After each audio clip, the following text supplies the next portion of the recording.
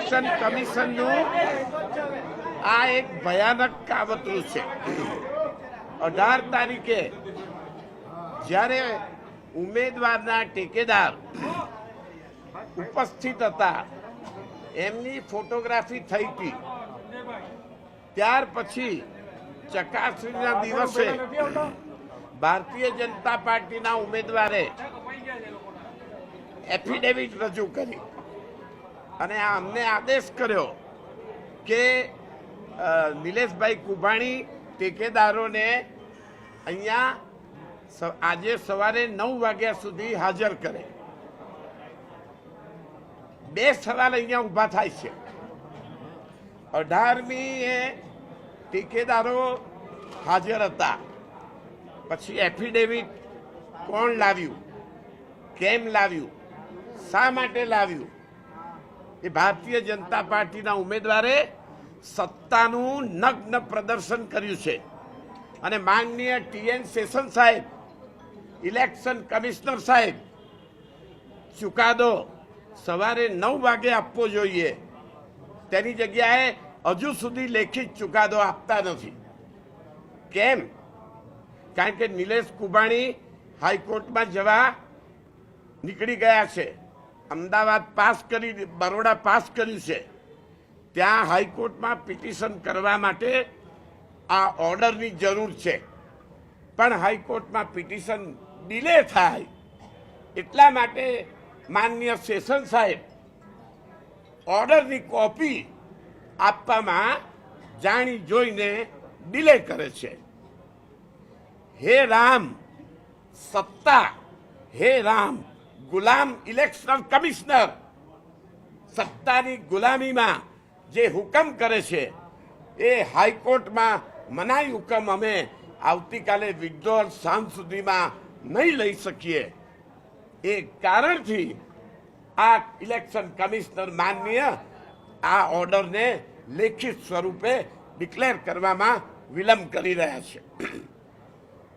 Congress party Gujarat હાઈકોર્ટમાં તાકીદે election commissioner સામે ઇન્ક્વાયરી માંગશે, સ્ટે ઓર્ડર માંગશે સુરત લોકસભાના ચૂંટણી સામે, અને ભાજપના ઉમેદવાર જેનું ફોર્મ મંજૂર કર્યું છે એમણે એફિડેવિટનો વાંધો આપ્યો છે, એમની સામે ફોર્જરીના કેસ કોંગ્રેસ પાર્ટી તરફથી કરવામાં આવશે।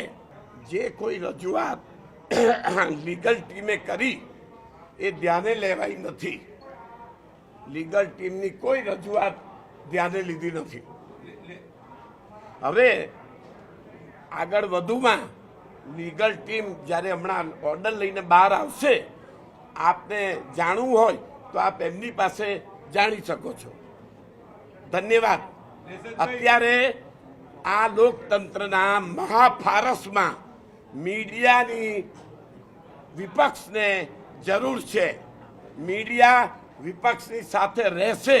આજે બંને પક્ષની દલીલ થતા જે નિર્ણય આવ્યો છે 7, 8, 9 એ ફોર્મ અમાન્ય થયા છે અને 14 નંબરનું ફોર્મ પણ અમાન્ય છે, એટલે બંને ફોર્મ રદ થયા છે। એટલે આપણે માહિતી આપીએ એ નિલેશભાઈ કુંભાણી અને 14 નંબરનું ફોર્મ છે તે સુરેશભાઈ પડસાળ જે ડમી છે। નહીં, એવું કંઈ નથી। હું મુકેશભાઈ દલાલ, ભારતીય જનતા પાર્ટીના ઉમેદવારનો ચૂંટણી એજન્ટ છું અને ચકાસણી દરમિયાન હું હાજર હતો। અમે ઘણા બીજા પણ ફોર્મમાં અમે પણ વાંધો લીધો હતો, એવી રીતે આના ફોર્મમાં પણ વાંધો લીધો હતો। અંતરે આજે હિયરિંગ થતા આ બંને ફોર્મ આ બાબતે મેં આપને સ્પષ્ટતા કરી છે। આજે ચૂંટણી કમિશનર તરીકે અહીંયા જે અધિકારી હતા કલેક્ટર સાહેબ, એને બંને ફોર્મ અમાન્ય ગણ્યા છે। આમાં કોઈ ખેલ નથી। એ લોકો 4 જણા આવીને પોતે જ રજૂઆત કરી ગયા છે એફિડેવિટ કરીને ઓનલાઈન કે ભાઈ મારી સહી નથી, એના ઉપર કલેક્ટરશ્રીએ નિર્ણય કર્યો। પણ તમે રજૂઆત કરી હતી કે 4 ટેકેદારો નથી બરાબર, કયા આધારે કરી હતી? તમને કઈ રીતે ખબર પડી? એ લોકો રૂબરૂ જ આવ્યા હતા, ચકાસી દરમિયાન જાતે જ આવ્યા હતા લોકો। અમારી ટાઈમિંગ તમને કઈ રીતે ખબર પડી કે આટલા વાગે આ લોકો જવાના છે? ફોર્મની ચકાસણી ચાલતા હતા એ દરમિયાન એ લોકો કલેક્ટર સમક્ષ આવ્યા હતા અને રજૂઆત કરી। અમારા બંને ફોર્મ રદ કરી દેવામાં આવ્યા છે। અમે જે દલીલો કરી છે એમાંની એક પણ દલીલ એને ડીલ કરી નથી. આ બહુ ખરાબ રીતે ઓર્ડર થયો કહેવાય. અમે જે દલીલ કરી છે એ દલીલ અમારી માનવાપાત્ર છે કે નથી માનવાપાત્ર એને કારણો આપવા પડે. એને બદલે ફક્ત અમારી દલીલોનું પુનરાવર્તન કરી અને ખાલી પોતે 36માં આ જોગવાઈ પ્રમાણે જે માણસો એની સામે હાજર થયા છે એમની વાત માની અને અમારા ફોર્મ રદ કરી દીધા છે. જો એણે સામે જે માણસો હાજર થયા છે એની વાત માનવી હોય તો અમને એને ક્રોસ એક્ઝામિનેશન કરવાની તક આપવી પડે. અને જે આ 4 વ્યક્તિઓ અપરાધ છે, પોલીસમાં ફરિયાદ આપી છે, એમણે પોતે પણ કાલે પોલીસ કમિશનરને જાણ કરવાનો પ્રયત્ન કર્યો હતો. તેમ છતાં આ લોકોનું અપહરણ થયું છે, નથી થયું, અમારી વાત સાચી છે ખોટી છે, કમ્પ્લેન આપી છે વાત સાચી છે ખોટી છે, એની કોઈ પણ ચર્ચા કર્યા વગર સાવ ખોટો તદ્દન વાહિયત ઓર્ડર કરવામાં આવ્યો છે. આગળ તરફથી અમારી જો પ્રોસેસ છે, અમારી સિસ્ટમ પ્રમાણે ઓર્ડર અત્યારે અમે દિલ્હી મોકલી આપ્યો છે. અમારી દિલ્હીની જે લીગલ ટીમ છે એ લોકો નક્કી કરશે કે હાઈકોર્ટ આવવું કે સુપ્રીમ કોર્ટ જવું. સાહેબ શું વાંધો કાઢ્યો છે ફોર્મ રદ કરવા માટે? ચાહે વાંધો એકમાત્ર કે આ 4 જે ઠેકેદારો છે એ ઇલેક્શન ઓફિસર સામે હાજર થયા છે અને સોગંદ ઉપર જાહેર કર્યું છે કે આ સહી અમારી નથી, એટલે એ વાંધો માન્ય રાખી અને અમારા ફોન રદ કર્યા છે. તમામે તમામ આવ્યા, સાહેબને વાત કરી, સાહેબે રેકોર્ડિંગ કરી લીધું. હવે રેકોર્ડિંગ કરી લીધું એનો શું મતલબ છે? એ તો અંદર આવ્યા કેમ, બોલ્યા કેમ, શું ભય છે, શું પ્રલોભન છે, એનું કોઈ વેરિફિકેશન થયું છે? મને મારા છોકરાને કિડનેપ કરી લે અને પછી છે તો કહી કે જજ સાહેબની સામે જવાનું અને સાહેબની આગળ કેમેરામાં બોલવાનું, તો હું તો ગમે ત્યાં બોલું. જો હું અંડર થ્રેટ હોઉં કે મને લાલચમાં લીધો હોય તો હું તો અંદર જઈને ગમે તે બોલી દઉં. આજે અમારા ઉમેદવારનું માત્ર એક કારણોસર કે ટેકેદારોએ એફિડેવિટ આપી છે માટે અમે આ રદ કરીએ છીએ. 4 મુદ્દા ઊભા થાય છે.